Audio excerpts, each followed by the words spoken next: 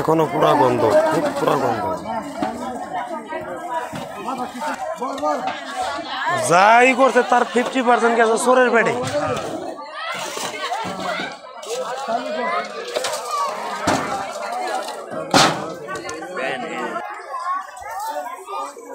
মানে একটু সময় যে পাবো, মানুষ সময়টা পায় না, সময় পাইলে উঠা যাইত হবে।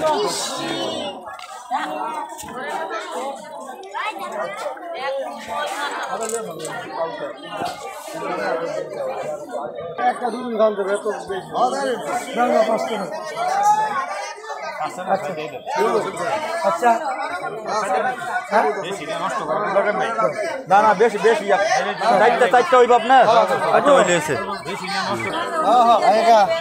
আমাদের হাতে যাই তাই দিই। চলো খাবে কোনটা? আসসালামু আলাইকুম।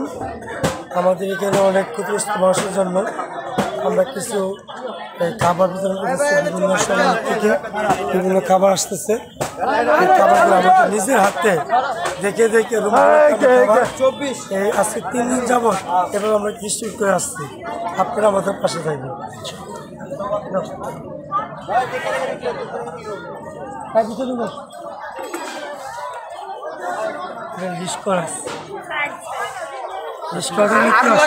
আমার সবচেয়ে খারাপ লাগছে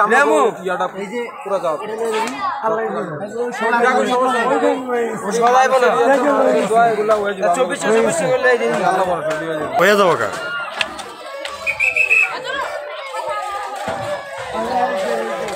আচ্ছা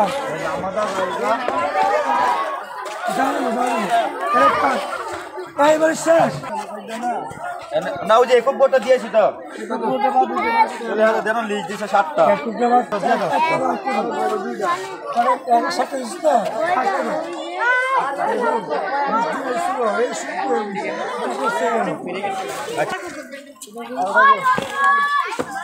রক্ত দিন জীবন বাঁচান ফাউন্ডেশনের যারা কর্মকর্তা আছে, যারা ক্ষতিগ্রস্ত হয়েছে তাদেরকে খাবারের জন্য ঘুরে ঘুরে ক্ষতিগ্রস্তদের হাতে খাবার তুলে দিচ্ছেন। ভিডিওটা বেশি করে শেয়ার করে দেবেন মাঝে। আকাশ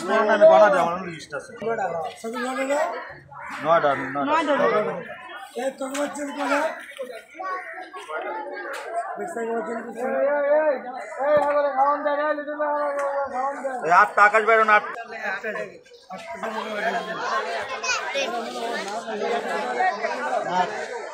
অনেক আছে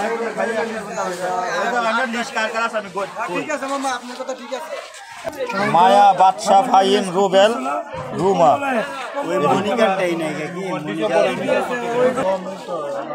সাগরের বৌমানে আকাশ ভাইয়ের নাম দাও তো। আরো খাবার আসলো।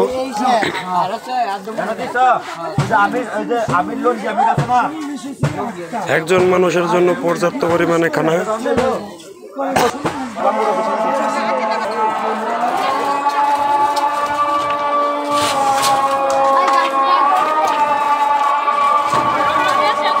এখানে অনেক উৎসব জনতা এসেছে, মানে যাদের পড়ছে তাদের খবর নাই, কিন্তু আউট মানুষ এসে খুব ডিস্টার্ব করতেছে, যারা কাজে খুব সমস্যা হয়। এখানে যে মসজিদ ছিল, মসজিদটার কোনো ক্ষয়ক্ষতি হয় না ইনশাআল্লাহ, আমি আপনাদেরকে দেখাচ্ছি।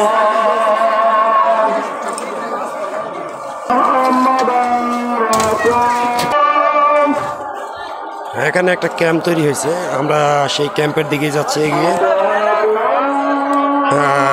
এখানে আমাদের যে স্বেচ্ছাসেবকের ভাই ভাই যারা আছে তারা এখানে খাবারের ব্যবস্থা করেছে, প্রয়োজনীয় ওষুধ দিকে দেখাই।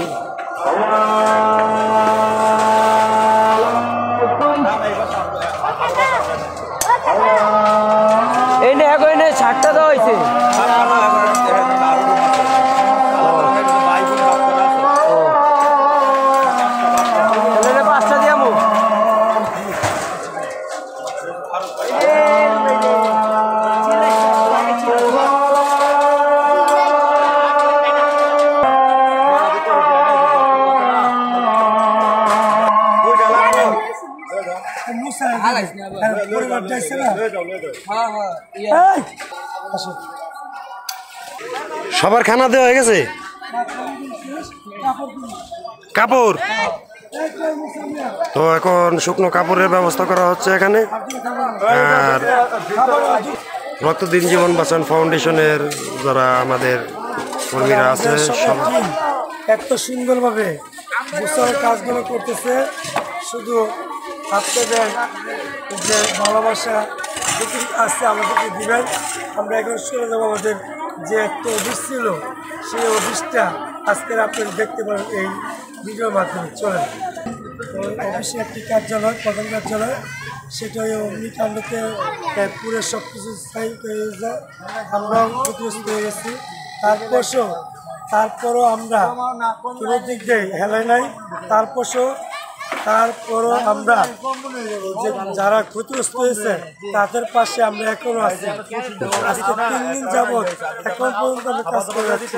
আর আমাদের যে সংগঠনের প্রতিষ্ঠাতা পরিচালক আছে আমাদের প্রচার সম্পাদক বাদল ইসলাম, আমাদের একজন আছে, আমার একজন প্রচার সম্পাদক আছে, আর আমাদের বাদল এই কার্যের বিষয় নিয়ে কিছু কথা বলবে।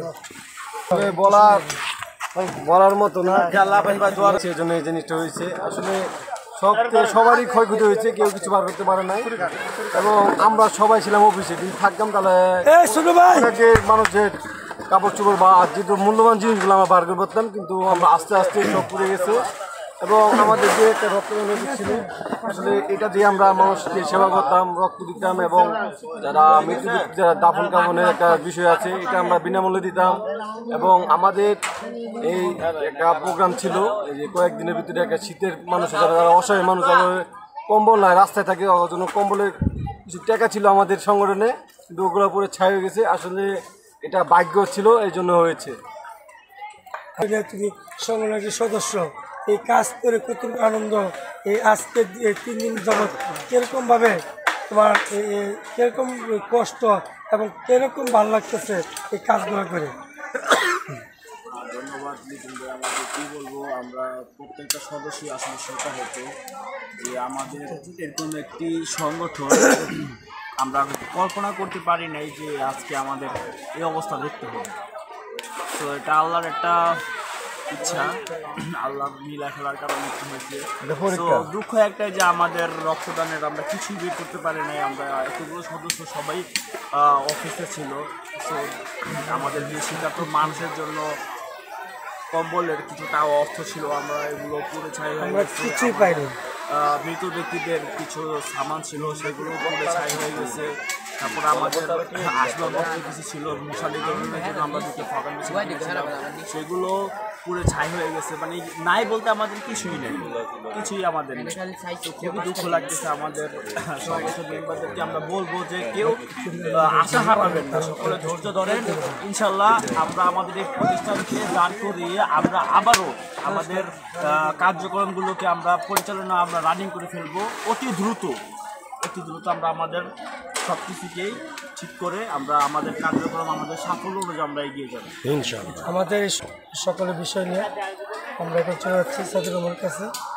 আর সাদির রহমান, এই যে আমরা আজকে 3 দিন যাব এত ক্ষতিগ্রস্ত মানুষের মাঝে এই যে কাজগুলো করতেছি, এতে আমাদের কীরকম বিরক্ত ফিল হচ্ছে কিনা, আসলে কীরকম লাগতেছে এই বিষয়টা বল।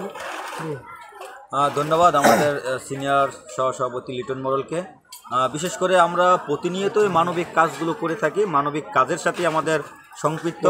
যেহেতু আমরা এই বয়সের, আমাদের এইরকম বয়সের পোলাপাইন বিভিন্ন নেশায় গ্রস্ত থাকে, নেশায়, খেলাধুলায়। আমরা এরকম বয়সে যে আমরা একটা মানবিক কাজের সাথে যুক্ত, তা নিয়ে আমরা গর্ব বোধ করি।